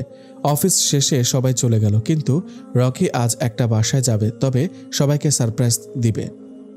রকি মার্কেট গিয়ে সবার জন্য আজ নিজের পছন্দ মতো সবকিছু কিনল, এমনই কাজের বুয়ার জন্য কিনল। রকির বাবা আজ খুব খুশি অফিসের দায়িত্ব রকিকে দিতে পেরে। এদিকে আফরানের বাবা তাহের খান আজ তাড়াতাড়ি বাসায় ফিরলেন আর মেয়েকে ডেকে বললেন, আমার জন্য এক গ্লাস লেবু শরবত বানিয়ে নিয়ে আয় তো মা। আফরান বাবার জন্য যখনই কিছু তৈরি করে খুব আদরের সহিত করে, বাবাকে খুব ভালোবাসে। বাবার সব দিকের খেয়াল রাখা যেন ওর নিত্যদিনের একটা রুটিন। চট করে লেবুর শরবত বানিয়ে নিল। ট্যান ট্যান, বাবা এই যে তোমার লেবুর শরবত, জলদি খেয়ে নাও তো। আফরানের মুখে যখনই একটু হাসির রেখা দেখে তখনই বাবা যেন পৃথিবীর সবচেয়ে সুখী হয়ে যায়। আয় মা, পাশে বস, দুই বাপ বেটি একটু কথা বলি। আচ্ছা বাবা, বসছি, তুমি এবার খাও তো। আফরানের বাবা খাচ্ছে আর বলছে, জানিস মা, আজকে স্যারের একমাত্র ছেলে, সে আজকে অফিসে এসেছিল আর স্যার তার ছেলেকে সব দায়িত্ব দিয়ে হাফ ছেড়ে বেঁচেছে। কেন বাবা, এতদিন কই ছিল? বিদেশ ছিল বুঝি? না রে মা, দেশে ছিল। কথায় আছে না, আদরে বাদর হয়, তেমনই আর কি। বুঝতে পেরেছি বাবা। এরকম ছেলেরা বেশিরভাগ যেখানে সেখানে ঘোরাফেরা করে আর মেয়েদের দিকে উঁকি ঝুঁকি মারে, এদের সামলানো মুশকিল। যাক মাশাআল্লাহ, শেষমেশ তবুও বাপের কষ্টটা একটু দূর তো হলো। আর যাই হোক, ঠিক বলেছিস মা। ওদের কথার ফাঁকে রোহান তিশা এসে, আব্বু, আব্বুকে শুধু আদর করো, আমাদের তো করো না এরকম। আফরান মুচকে এসে, হোরে দুষ্টুরা, আমার সাথে হিংসা করা হচ্ছে, দাঁড়া আজ তোদের কি করি। ওরা তো খুশি, বড্ড খুশি, তবুও একটু হাসি দেখতে পায়। এরকম করে আপুর মুখে না হলে তো সারাক্ষণ গম্ভীর হয়ে থাকে। সবার সাথে কথার ইতি টেনে আফরান অজু করে আজানের আগে ঈশার সালাত আদায় করে নিল আর প্রতিদিনকার মতো কোরআন তেলাওয়াত করে নিল। এদিকে বাসায় একা ফিরতে দেখে রকির বাবাকে সবার মুখ মলিন হয়ে গেল। বাবারও মুখ মলিন, আর থাকবেই বা না কেন? বাবাকে তো বলেনি সে মার্কেটে যাচ্ছে। আজ সবাইকে চমকে দেওয়ার জন্যই সব গোপন রেখেছে। রাত প্রায় 10:30, রকির কোনো খবর নেই। খাবে সবাই একসাথে, কিন্তু রকির খবর নেই। মা টেনশনে আল্লাহকে সমানে ডেকে চলেছেন, ইয়া আল্লাহ, আমার ছেলেটাকে পাপের পথ থেকে ফিরিয়ে আনো। মাঝে 2-1টা দিন গেল, এখন আবার কি হলো? চোখ ছলছল রুমকির। কত খুশি হয়েছিলাম ভাইয়া তোর ভালো কাজ ব্যবহার দেখে, আর আজকে তুই। কথা শেষ হতে না হতে কলিং বেল বাজলো। আজ আলেয়া নয়, রুমকি নিজে দরজা খুলতে গেল। দরজা খুলে তো রুমকি একটা চিৎকার, আর সেই চিৎকার শুনে মায়ের মন কেমন হতে পারে? সে চিৎকার করে বলল, মা, রুমকি কি হয়েছে? রুমকি, বাবা ভাইয়া তুমি শপিং করতে গিয়েছিলা বলে হাত থেকে সব ব্যাগ কেড়ে নিল আর ভাইয়াকে হাত ধরে নিয়ে এলো ভেতরে। প্রথমবার শপিং, রুমকির তো তর্স হয়েছে না। ভাইয়া তুমি ফ্রেশ হয়ে অনলি 5 মিনিটসের ভেতরে আসবা, কুইক কুইক বলে অনেক হাত ধরে টেনে এগিয়ে নিয়ে আসলো। রকি 5 মিনিটের সাথে সাথেই হাজির। রুমকি সব ব্যাগের ভেতরে উঁকি দিয়ে, ভাইয়া এসব কি শপিং করে এনেছ? ছোট ছোট প্যাকেট করা। রকি সবাইকে সামনে রেখে প্রথমে আম্মুর জন্য আনা প্যাকেট খুলে একটা জায়নামাজ আর একটা তসবি বের করে রকির আম্মুর হাতে দিল। রকির এই অসাধারণ হাদিয়া দেখে সবার চোখ ছানা বড়া হয়ে গেল। রকির আম্মু আল্লাহর দরবারে লাখো কোটি শুকরিয়া জানালো আর ছেলেকে বুকে জড়িয়ে ধরে খুশির কান্না কাঁদল। রকি মায়ের পায়ে সালাম করে আধো আধো কণ্ঠে, আম্মু, আম্মুরে, তুমি আমাকে ক্ষমা করে দিও, রাগ করো না কখনো। তোমার দুটি হাত আমার মাথার উপরে সবসময় আশীর্বাদ হিসেবে রেখো বলে কেঁদে দিল। বাবার জন্য আনা প্যাকেট খুলে বাবার হাতে একটা পাঞ্জাবি, পাজামা আর টুপি দিয়ে বলল, আব্বু এটা তোমার জন্য, আর কাল থেকে তুমি প্রমোশন পেয়েছো। অফিসের সব কাজ আমি করব। তুমি এখন থেকে তাবলিগ যাবা, চিল্লায় যাবা। আর কথা শেষ করার আগে ছেলেকে জড়িয়ে ধরে, রকি রে, এই দিনটার অপেক্ষায় ছিলাম, আজ আশা পূর্ণ হলো, মহান আল্লাহ পূরণ করে দিল ইনশাআল্লাহ। তোর কথাই শেষ কথা, আমি তাই করব। বোনের জন্য আনা প্যাকেট খুলে একটা অর্থসহ পবিত্র আল কোরআন, তাফসিরুল কোরআন হাতে দিয়ে বলল, বোন, এটা তোর জন্য। তোর অবাকা ভাই তোকে হাদিয়া দিল। কি রে, খুশি হোসনি তাই না? বলতে না বলতে রুমকে বলে উঠল কাঁদো কাঁদো সুরে, তুমি কি সেই যে সবসময় নেশায় ডুবে থাকতা, সারাক্ষণ বন্ধুদের সাথে আড্ডা দিতা, নাইট ক্লাবে যেতা? তুমি কি সে যার সিগারেটের ধোঁয়া সকাল হতো? বলে বাচ্চাদের মতো হু হু করে কেঁদে ফেলল। রকি বলল বোনের চোখের পানি মুছতে মুছতে, পাগলি বোন আমার, আমি তো সেই রে, তো সেই পচা ভাইটা যার জন্য সবার কথা শুনতে। কাঁদিস না বোন আমার। এতক্ষণ নীরব দর্শকের ভূমিকা পালন করছিলেন আলেয়া।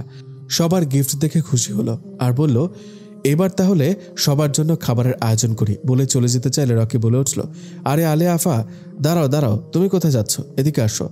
আলেয়া থমকে দাঁড়ালো আর ভয়ে ভয়ে বলল, কেন ছোটবাবু, মই কি কোনো অন্যায় করছি? রকি একটু রাগের অভিনয় করে, অন্যায় মানে? বিশাল অন্যায় করেছ। আলেয়া ভয় পেয়ে গেল আর রকি বাবাকে বলল, বড়বাবু, এইবারের মতো মাফ করে দেন।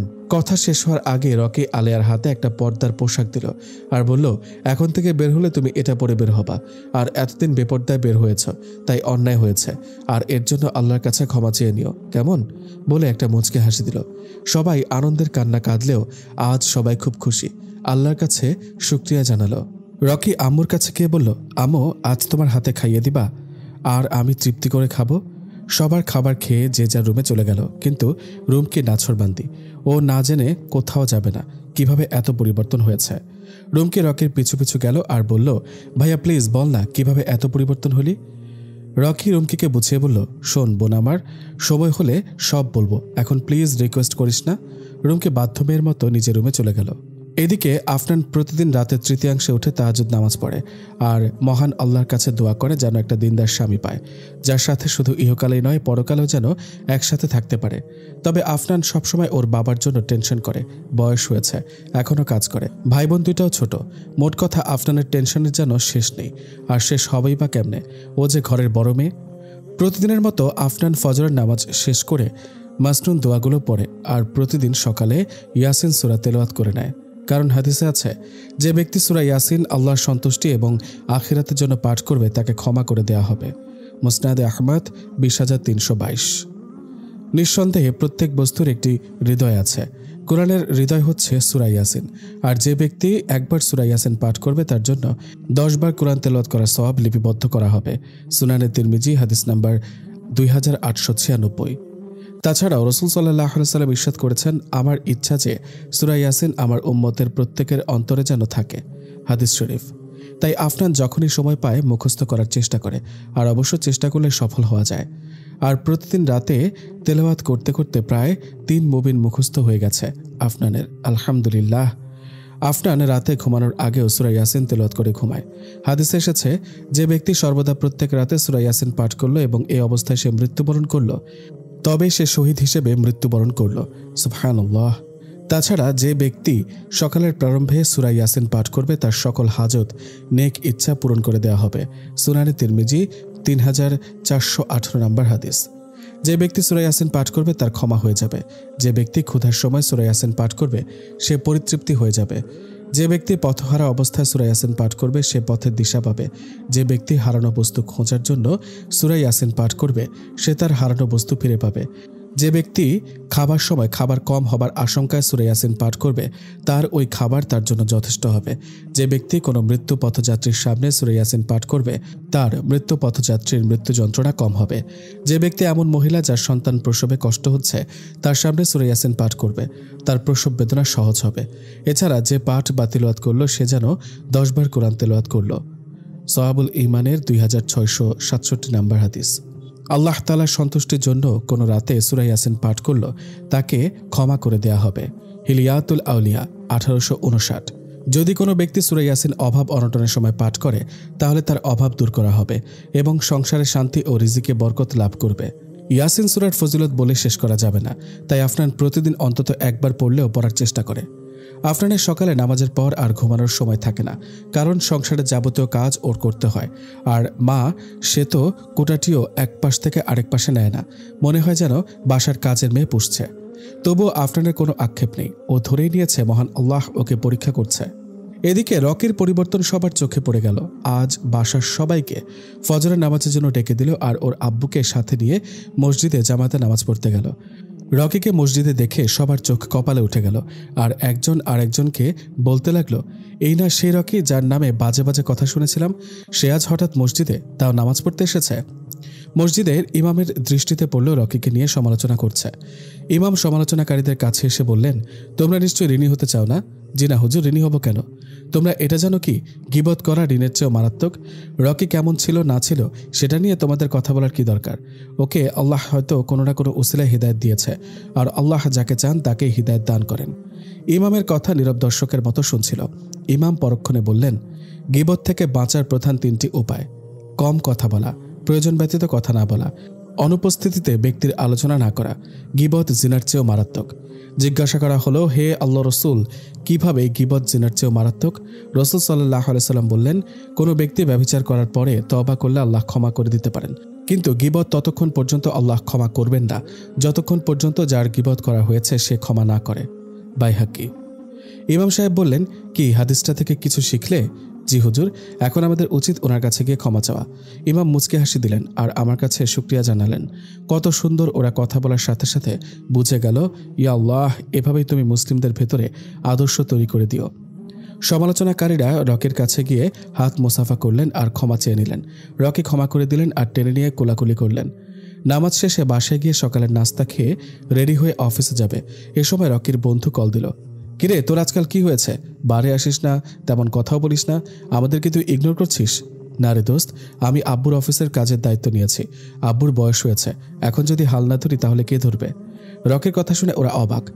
এই রুক রুক, ক্যা বাত হ্যাঁ, তুই কি সেই রকি নাকি, না অন্য কেউ? আরে আমি। আচ্ছা, পরে কথা বলবো ইনশাল্লাহ, বলে কল কেটে দিল। রকি মাকে সালাম দিয়ে বেরিয়ে পড়ল। রকির বাবাও সাথে গেলেন। আজ তার যেতেই হতো। তাহের খানকে যে বলতে হবে রকির মা যেতে চাচ্ছেন। তাহের খানকে ডেকে বললেন, আজ তোমার কাছে একটা আর্জি রাখতে চাই। জি স্যার, বলুন। তোমার বাসায় আমার বেগম যাবার কথা বলেছে। এখন কথা শেষ হতে না দিয়ে, স্যার ইনশাআল্লাহ অবশ্যই ম্যাডামকে আসতে বলবেন। কখন আসবেন? না মানে কবে যাবেন? কাল হয়তো ইনশাআল্লাহ। তাহের খান খুব খুশি আর নিজে থেকে বলতে লাগলো, একা একা? জলিল সাহেব একজন বিশাল ধনী লোক। তিনি আমার মতো সামান্য মাইনে দিয়ে রাখা একজন কর্মচারীকে এতটা গুরুত্ব দেন, সম্মান দেন, আমার বাসায় যেতে চান। এসব তো সবই তোমার লীলা। আল্লাহ, তুমি ভালো জানো এর পেছনে কি আছে। বাসায় গিয়ে সোজা আফরানের রুমে গেল। দেখে আফরান শুয়ে আছে। কিরে মা, এ সময় শুয়ে আছিস? শরীর খারাপ করলো নাকি? জ্বর আসলো নাকি? সমানে প্রশ্ন করে যাচ্ছে। আফরানের উত্তরের অপেক্ষা না করি, আহা বাবা, একটু থামবে তো? এরকম বাচ্চাদের মতো কেউ প্রশ্ন করে? আমার কিছুই হয়নি আলহামদুলিল্লাহ আলা কুল্লি হাল। যার তোমার মতো একটা বাবা আছে সে কি করে খারাপ থাকে বলো তো? তা তো বটেই। আচ্ছা আলহামদুলিল্লাহ, আমি ভাবলাম জ্বর আসলো নাকি। আচ্ছা সে যাকে, একটা কথা শোন মা। হ্যাঁ বাবা বলো, তুমি নির্বিঘ্নে বলো, সমস্যা নেই। মা শোন, আমার বস আর তার স্ত্রী আগামীকাল আমাদের বাসায় আসতে চাইছে। কি করব বলতো? নিজে থেকেই বলছে। রোহান তিশা কোথা থেকে দৌড়ে এসে বলল, আব্বু তোমার মালিকে শুধু আসতে চায়, আমাদের তো একবার যেতে বলে না। বলেই ঠোঁট উঁচু করে অভিমানের মতো দাঁড়িয়ে রইল। আফরান ওদের দিকে হাত বাড়িয়ে, আয় তো তোরা আমার কাছে আয়। শোন, এভাবে বলতে নেই, বাড়িতে অতিথি আসা ভালো, তাদের আপ্যায়নের কোনো কমতি রাখতে নেই, রাগ করতে নেই। আর তারা অনেক ধনী, তাদের বাসায় যেতে হলে আমাদের সেরকমভাবেই যেতে হবে বল। ওরা আফরানকে জড়িয়ে ধরে, আপু আমরা তো মশকরা করেছি, আব্বু তুমিও কিছু মনে করো না। আফরান ওর বাবাকে তাদের আসতে বলল আর বলল, তুমি তাদের আপ্যায়ন নিয়ে কোনো চিন্তা করো না, আমি সব ম্যানেজ করে নিব ইনশাল্লাহ। পরদিন খুব সকাল সকাল আফরান সব আয়োজন করে রেখেছে। আজকের আয়োজন অন্যরকম, যেহেতু বসের বউ আসবে। এদিকে জলিল সাহেব আর তার স্ত্রী আলেয়াকে ডেকে, শোনো, আজকে আমরা এক জায়গায় বেড়াতে যাব, আজকে এসে পড়ব। তুই খেয়াল রাখিস বাসার আর বাইরের কেউ আসলে দরজা খুলবি না। যে আচ্ছা, আপনি কোনো চিন্তা করবেন না, মুই সব দেখা হই না রাখমানে। আলেয়া থাকতে কোনো চিন্তা করবেন না। অনেক বছর যাবৎ আলেয়া এই বাসায় কাজ করে, তাই ওর ওপর ভরসা আছে। তারা বের হতেই সামনে রকি, আব্বু আম্মু তোমরা কোথাও যাচ্ছ? হ্যাঁ রে, তোকে বলা হয়নি, একটু বেড়াতে যাচ্ছি, আজকে এসে পড়বো। তুই আর ডুমকি যেন আবার। কথা শেষ করতে না দিয়েই রকি বলল, আরে আম্মু আমি এখন বড় হয়েছি, তোমার সে আগের ছোট রকি নেই যে রুমকির সাথে ঝগড়া করব। বলেই হাসি দিল। ইনশাআল্লাহ, তাহলে আমরা আসি। তারা চলে গেল। এদিকে রুমকি আজ ভাইয়াকে জব্দ করার জন্য বসে আছে। কি করে এতটা ভালো হয়ে গেল? কেউ কি ওর পেছনে আছে? সেটা জানতে হবে। রকি রুমে গিয়ে দেখে অভিমান নিয়ে ছোট্ট বোনটা বসে আছে। আধো আধো সুরে, কিরে রুমু, বোন আমার, এভাবে গম্ভীর হয়ে বসে আছিস কেন? কে আমার বোনটাকে বকলো? কেউ বকেনি। বাচ্চাদের মতো করে ঠোঁট বাঁকিয়ে বলল, ওলে বাবালে, তাহলে আবার কি হলো? আচ্ছা ভাইয়া, তুমি যে প্রেম করো আমাদের বলনি কেন? বলেই রুমকি জিভে কামড় দিল। আজকে রুমকি আন্দাজে ঢিল মেরে দেখে বের করতে পারে কিনা। কি? আমি? প্রেম? কে বলল তোর এসব কথা? আর শোন, আমি তো ভেবে রেখেছি প্রেম করব বিয়ের পর, আর তখন প্রেম পবিত্র হয়, হালাল হয়।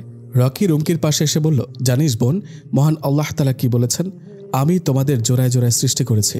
সূরা আন-নাবা আয়াত ৮। রকির কথা শুনে রুমকি অবাক। ভাইয়া, তুমি কোরআনের আয়াত থেকে এসব বলো? কেমনে কি? তুমি আমার ভাইয়া রকি তো? জি মাই ডিয়ার সিস্টার, আমি সেই তোর রকি ভাইয়া। আমি এখন কোরআনের তাফসির পড়ি, আর এসব পড়ার কারণ তো সে কি ভাইয়া? প্লিজ ভাইয়া বলো না। বলবো বোন, ধৈর্য ধর।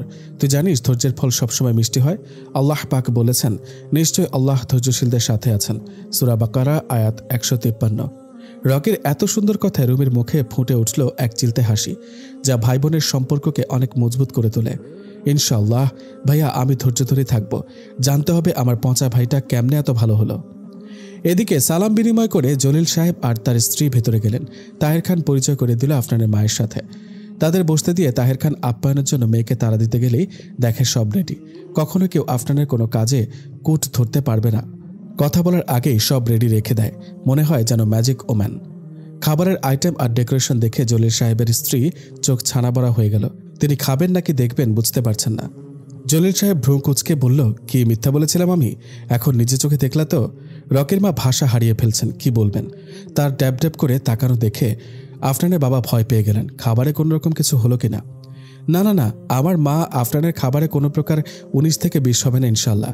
তাহের খান সাহস করে বলেই ফেললেন, ম্যাডাম খাবার কি কোনো সমস্যা হয়েছে? আরে না। কি যে বলেন, আসলে ভাবতেছি এত সুস্বাদু আর সুন্দর ডেকোরেশন এসব কে করেছে? মুখে একটু হাসি নিয়ে, ওহো এই কথা, এগুলো আমার মেয়ে করেছে। যদি কিছু মনে না করেন, আমি কি আপনার মেয়েকে একটু, না মানে এত সুন্দর করে যে খাবার তৈরি করলো তাকে একবার দেখার ইচ্ছে হচ্ছে। তাহের খান মাথা নেড়ে সায় দিল, আচ্ছা আমি ডেকে দিচ্ছি। আফনান, মা আফনান, এই তো বাবা ডাকছো? হ্যাঁ রে, তোকে একটু বসের স্ত্রী ডাকছেন।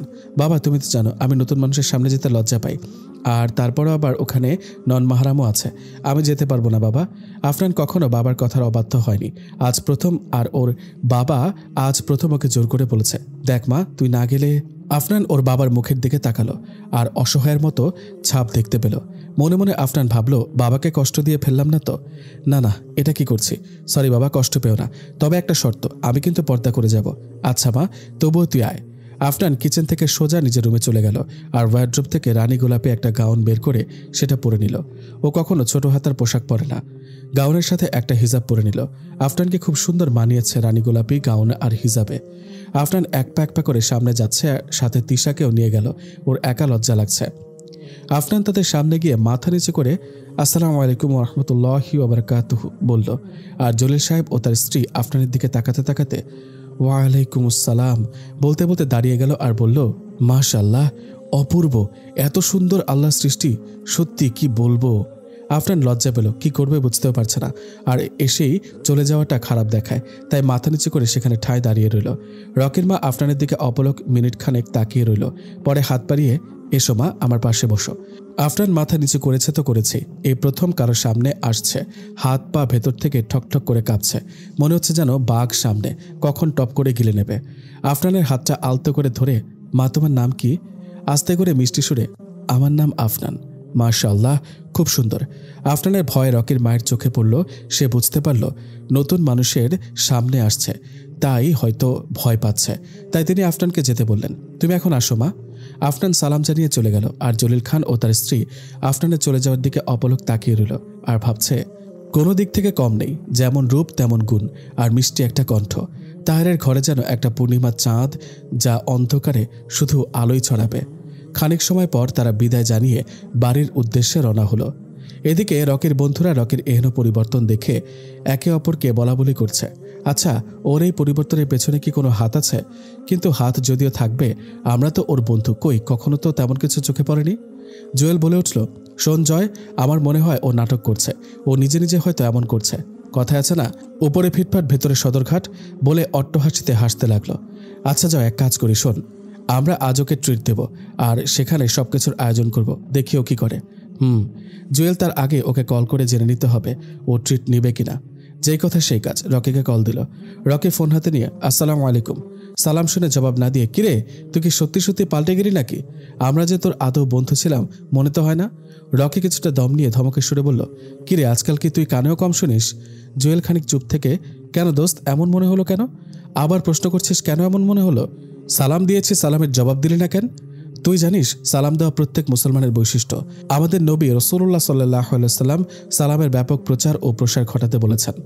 কোরআনের সূরা নূর এর 61 নম্বর আয়াতে মহান আল্লাহ তাআলা স্বয়ং নিজে বলেছেন, তোমরা কথা বলার পূর্বে সালাম দিবে। আর সেখানে তুই কিনা সালামের উত্তর দিলি না। এই যে তুই সালাম দিলি না, এতে তুই অনেক বড় গুনাহগার হলি। কারণ কেউ যদি সালাম দেয়, সে সালামের উত্তর দেওয়া তার জন্য ওয়াজিব হয়ে যায়, আর ওয়াজিব ফরজের কাছাকাছি। তুই ভাবছিস শুনেও না শোনার ভান করে থাকবি।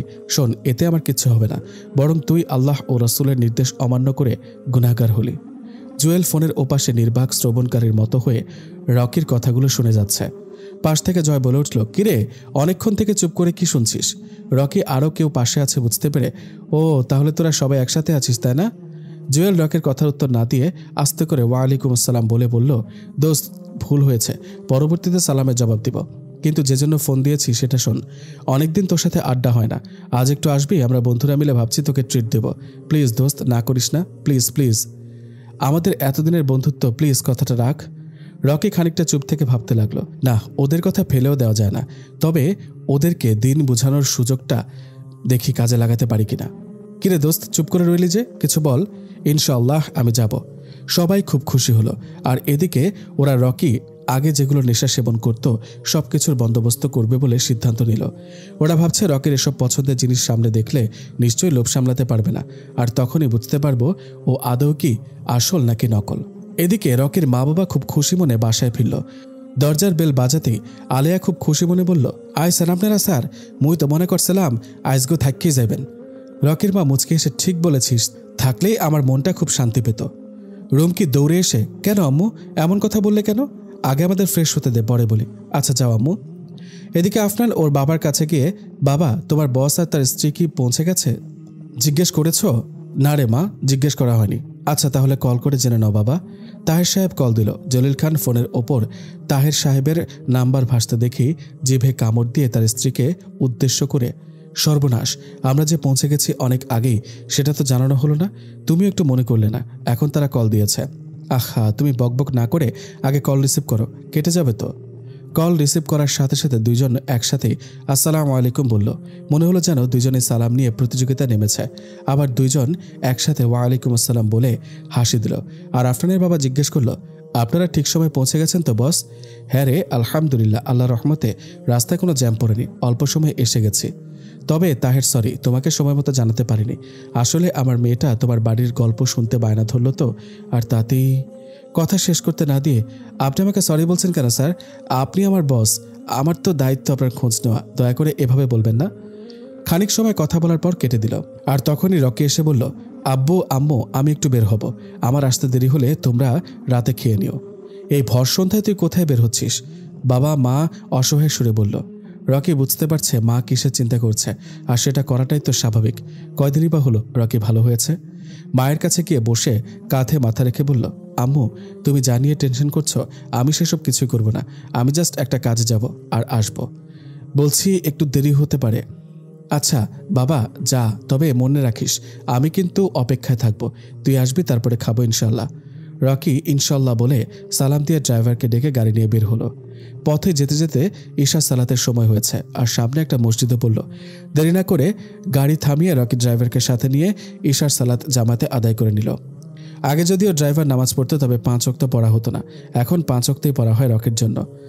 এইটুকু সময়ের ভেতরে রকির বন্ধুরা কয়েকবার কল করে জেনেও নিয়েছে কতদূর আসছে আর কতক্ষণ লাগবে। ওদের মনে একটাই প্রশ্ন জেগেছে আর বলাবলি করছে, শেষমেশ প্ল্যানটা নষ্ট না হয়ে যায়। রকিকে দেখে ওদের চোখ ছানা বড়া হয়ে গেল। শুনে ফেলল না তো আবার আমাদের প্ল্যানিংয়ের কথা? একে অপরের দিকে চোখাচোখি করছে। রকি ওদের সালাম দিয়ে ভেতরে গেল, কিন্তু ভেতরে গিয়ে যা দেখলো সেগুলো দেখার জন্য রকি প্রস্তুত ছিল না। রকি রেগে গিয়ে বলল, এই তোদের ট্রিট, এই আমার প্রতি তোদের বন্ধুত্ব, এই তোদের আমার প্রতি ভালোবাসা, ছি। রকির রাগের মাত্রা 300 ভোল্টের হয়ে গেল। পরক্ষণে মনে হলো, না, এভাবে রাগ করা ঠিক নয়, আর রাগ তো আসে শয়তানের পক্ষ থেকে। রাসূলুল্লাহ সাল্লাল্লাহু আলাইহি সাল্লাম বলেন, যখন তোমাদের কারো রাগ আসে তখন সে দাঁড়িয়ে থাকলে যেন বসে পড়ে, আর তাতেও যদি রাগ না কমে তাহলে সে যেন শুয়ে পড়ে। তিরমিজি শরীফে হাদিস। রাগের গতি হলো ওপরের দিকে, তাই বলা হচ্ছে রাগ দমন করার জন্য গতি নিচের দিকে করে দাও। রাসূল সাল্লাল্লাহু আলাইহি সাল্লাম বলেন, রাগ আসে শয়তানের পক্ষ থেকে। শয়তানকে তৈরি করা হয়েছে আগুন থেকে। আগুন নির্বাপিত হয় ঠান্ডা পানি দ্বারা। ঠান্ডা পানি পান করলে রাগের কারণে রক্তে যে উষ্ণতা সৃষ্টি হয় সেই উষ্ণ ঠান্ডা হয়ে যাবে, এভাবে রাগ পড়ে যাবে। আবু দাউদ শরীফে হাদিস। আর তাছাড়া রাগ উঠলেই অজু করতে হবে সাথে সাথে। রাগের মধ্যে শয়তানের ওয়াসওয়াসা দখল থাকে। প্রকৃতপক্ষে এ রাগ শয়তানের পক্ষ থেকে আসে, তা বের করার জন্য আউযু বিল্লাহি মিনাশ শাইতানির রাজিম পড়তে হয়। এজন্য আল্লাহ পাক বলেন, যদি শয়তানের পক্ষ থেকে কোনো উস্কানি তোমাকে পায় তাহলে আউযু বিল্লাহি মিনাশ শাইতানির রাজিম পড়ো। হামিম সাজদা 36। আল্লাহ বলেন, মনে রাখবে অবশ্যই আল্লাহ সুমহান, সমুচ্চ, অনেক বড়। সূরা নিসা আয়াত 34। রকির রাগ দমনের কথা মনে পড়তেই সবগুলো পালন করতে লাগলো। কিছুতে রকির রাগ দমন হচ্ছে না। ওদিকে ওরা রকের কাণ্ড দেখে সবাই ভয় পেয়ে গেল আর বলতে লাগলো, কিরে, ওর মাথাটা খারাপ হয়ে গেল নাকি? ও তো এমন করে না কখনো। এ রকি, কি করছিস এসব? প্লিজ একটু রিল্যাক্স হ দোস্ত, আর তোর পিনিক হলে এক ঢোক খেয়ে নিতে পারিস। রকি ওদের কথাবার্তা কর্ণপাত না করে মুখে বারবার লা হাওলা ওয়ালা কুওয়াতা ইল্লা বিল্লাহ পড়তে লাগলো, কারণ ও জানতো যে এটা পড়লে শয়তান তাড়ানো যাবে। যেহেতু রাগটা শয়তানের কুমন্ত্রণার প্রভাবই হয়ে থাকে, তাই এই দোয়াটি এখন রাগ নিবারণের জন্য খুবই কার্যকরী। আল্লাহর মহিমায় নিমিষেই রকির রাগ কন্ট্রোল হলো। সবাই এবার স্বস্তির নিঃশ্বাস ফেলে, রকি দোস্ত, কি হয়েছিল তোর? অমন করছিলি কেন? রকি ওদের দিকে তাকিয়ে একটা মুচকি হাসি দিল আর বলল, শুনবি সেসব কাহিনী? ওরা সবাই হ্যাঁ সূচক মাথা নাড়ল। রকি সুযোগ পেয়ে গেল আর আল্লাহর কাছে ওদের হেদায়েতের জন্য মনে মনে প্রার্থনা করে নিল, হে আল্লাহ, এরকম অন্ধকার যুগে আমিও ছিলাম, কোনো না কোনো ভাবে তুমি আমাকে হেদায়েত দান করেছো, আলহামদুলিল্লাহ। ওরা তো আমারই বন্ধু, আমি যেন ওদের সঠিক পথে আনতে পারি। শোন আমার প্রাণের বন্ধুরা, ছোটবেলা থেকে একসাথে চলাফেরা করেছে, কিন্তু কয়েক মাস যাবৎ তোদের চলমিল আমার চলমিলের সাথে খাপ খাওয়াতে পারিনি বলে তেমন কথা হয়নি, আর বিশেষ করে আব্বুর সাথে ব্যবসায় মন দিয়ে ব্যস্ত হয়ে গেছি। তোরা আমাকে ট্রিট দিবি বলে আনলি, কিন্তু দেখ, এগুলো আমি ছেড়ে দিয়েছি যখন থেকে আল্লাহ তাআলা আমায় হেদায়েত দিয়েছেন। তোরা তো মূর্খ নস, এটা তো জানিস যে এগুলো সব নেশাদ্রব্য, সে কারণে এগুলো সেবন করা হারাম। তাছাড়াও বৈজ্ঞানিকভাবে এগুলো মানবদেহের জন্য মারাত্মক ক্ষতিকারক হিসেবে প্রমাণিত। বিশেষজ্ঞগণ বলেন, সাধারণ বিড়ি সিগারেটের চেয়ে সীসা বেশি ক্ষতিকর। সীসার ছোবলে বাড়ছে মরণ ব্যাধি, ক্যান্সার। তারা এটাও বলছেন যে একবার সীসা সেবন করলে তা 200টি সিগারেট পানের চেয়েও বেশি ক্ষতি বয়ে আনে। সবাই নির্বাক দর্শকের মতো ভূমিকা পালন করছে, কারো মুখ থেকে টু শব্দটাও বের হচ্ছে না। শুধু রকির মুখপানে তাকিয়ে আছে, মনে হচ্ছে সবগুলো যেন এক একটা চাতক পাখি। রকি পুনরায় বলে উঠল, কিরে, তোরা চুপ আছিস কেন? বল কিছু, আমি কি ভুল কিছু বলেছি? জয় এবার মুখ খুলে, না রে দোস্ত, সবই ঠিক আছে, শুধু। জয়ের কথার ইতি টেনে রকি পুনরায় বলতে লাগলো, শোন এবার আমি কিছু হাদিস বলি, কি কি কারণে ইসলামে ধূমপান হারাম ঘোষণা করা হয়েছে। রকির প্রতিটা আঙ্গুলের কর টিপে টিপে, নাম্বার 1, ধূমপান স্বাস্থ্যের জন্য ক্ষতিকারক ও বিভিন্ন রোগের কারণ। সুতরাং ধূমপান সেবন করা নিজেকে ধ্বংসের দিকে ঠেলে দেওয়ার নামান্তর, অথচ ইসলামে নিজেকে ধ্বংসের দিকে ঠেলে দেওয়া হারাম। সূরা বাকারার 195 নম্বর আয়াত। নাম্বার 2, এটি মৃত্যুর অন্যতম একটি কারণ, সুতরাং ধূমপান আত্মহত্যার শামিল, আর ইসলামে আত্মহত্যা করা মারাত্মক অপরাধ। নাম্বার 3, এর মাধ্যমে ধূমপায়ী নিজের যেমন ক্ষতি করে অন্যের ক্ষতি করে। ইসলামে নিজের বা অন্যের ক্ষতি করা হারাম, মুয়াত্তা মালিক। নাম্বার 4, দুর্গন্ধময়, যা অন্যের কষ্টের কারণ, কোনো মুসলমানকে কষ্ট দেওয়া হারাম, সূরা আহজাব আয়াত 58। নাম্বার 3, অর্থ অপচয়, আল্লাহ তাআলা বলেন অপচয়কারী শয়তানের ভাই, সূরা ইসরা আয়াত 27। নাম্বার 5, এটি একটি নাপাক বস্তু, আল্লাহ তাআলা নাপাক জিনিস ভক্ষণ করতে নিষেধ করেছেন, সূরা আরাফ আয়াত 157। নাম্বার 6, এটি একটি প্রকাশ্য পাপ, আর প্রকাশ্যে পাপাচার করার শাস্তি আরও বেশি। মাঝে রকি দম নিয়ে নিঃশ্বাস ছেড়ে, কিরে, তোরা বিরক্ত হচ্ছিস নাকি আবার? সবাই একসাথে বলে উঠল, না রে দোস্ত, তুই বল, আমরা শুনছি। রকি আবার মুচকি এসে ওকে বলেই আবার শুরু করলো, নাম্বার 7, আল্লাহর নির্দেশের লঙ্ঘন, কেননা আল্লাহ তাআলা পবিত্র ও হালাল জিনিস ভক্ষণ করতে আদেশ করেছেন। সূরা বাকারা আয়াত 172। নাম্বার 8, তামাক নেশাদ্রব্যের অন্তর্ভুক্ত। কম হোক বা বেশি হোক, সকল প্রকার নেশাদ্রব্য ইসলামে হারাম। তিরমিজি শরীফের হাদিস। এগুলো কিন্তু সব প্রমাণিত। দেখ দোস্ত, তোদের আমি সবাইকে আল্লাহর জন্য খুব ভালোবাসি। তোরা আগেও যেমন আমার কাছে প্রাণ ছিলি, এখনও তেমনই আছিস, শুধু আমাদের চলাফেরায় ভিন্নতা। কিরে, তোরা পারবি সব হারাম জিনিস ছেড়ে ইসলামের পথে আসতে? পারবি তোরা আল্লাহর আদেশ নির্দেশগুলো মেনে চলতে? পারবি তোরা আমাদের প্রিয় নবীর সুন্নাহগুলো মেনে চলতে? কেউ কোনো কথা বলছে না, সবাই নীরব। রকি ওদের দুর্বল পয়েন্ট ধরে ফেলল। এই তো, এখন আরও একটু ঘা দিলেই হবে ইনশাল্লাহ। বন্ধু, আমি জান্নাতে গেলে তোদের জাহান্নামে যে আমি দেখতে পারবো না, তখন তো খুব কষ্ট লাগবে। আর জাহান্নাম সেটা তো খুব ভয়ঙ্কর জায়গা। আমরা নামে মুসলিম না হয়ে কাজে মুসলিম হই। আমরা কি এক আত্মা এক উম্মাহ হতে পারি না বল? রকি কথাগুলো বলেছে ঠিকই, ভেতরে দুমড়ে মুচড়ে কান্না আসছে আর বলছে, আয় না রে বন্ধু, তোরা হেদায়েতের পথে ফিরে আয়। একবার আয় না, তোরা শান্তির পথে ফিরে।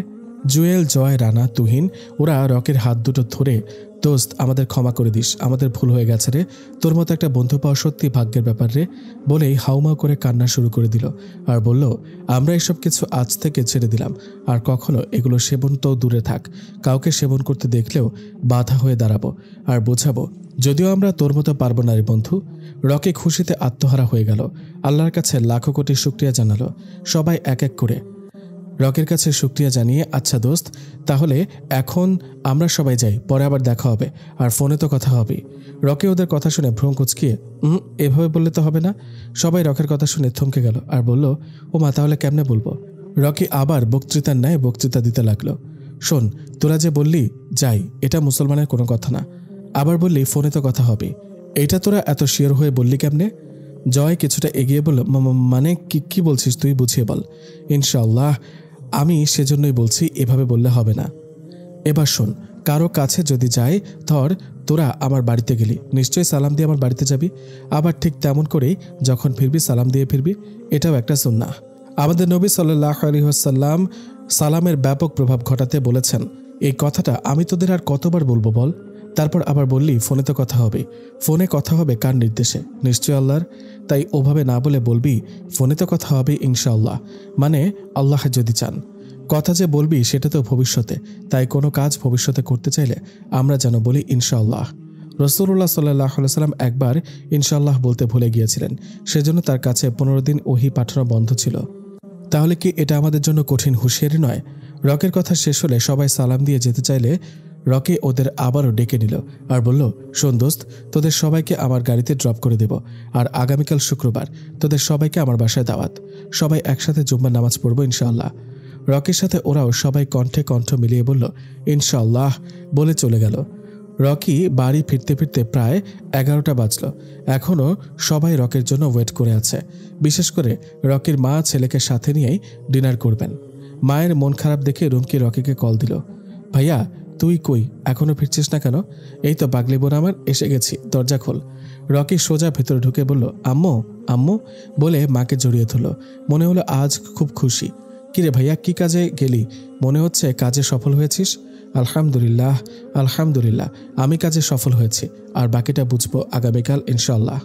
এদিকে আফনান ঈশা সালাত পরে কিছুক্ষণ কোরআন তেলাওয়াত করল, তারপর আসল বাড়ির খোঁজে বইটা পড়তে লাগলো। হঠাৎ তিশার চিৎকার, আম্মু আম্মু কি হয়েছে তোমার? ও আম্মু আম্মু, আপুরে আব্বুরে, আম্মু কেমন করছে, তোমরা কোথায়? আফনান তিশার চিৎকার শুনে সাথে সাথে মায়ের রুমে এসে যা দেখল তা দেখার জন্য মোটেও প্রস্তুত ছিল না। মেঝেতে পড়ে আছে, শরীর থেকে প্রচুর ঘাম ঝরছে, মাথার চুলগুলো এলোমেলো আর ঘন ঘন নিঃশ্বাস নিচ্ছে, হাত পা ঠান্ডা হয়ে গেছে। আফনান কি করবে বুঝতে পারছে না, তবু উপস্থিত বুদ্ধি খাটিয়ে বাবা মেয়ে দুজনে তাকে খাটে শুয়ে দিল। তারপর মাথায় তেল পানি দিল, হাতে পায়েও তেল পানি দিয়ে মালিশ করতে লাগলো।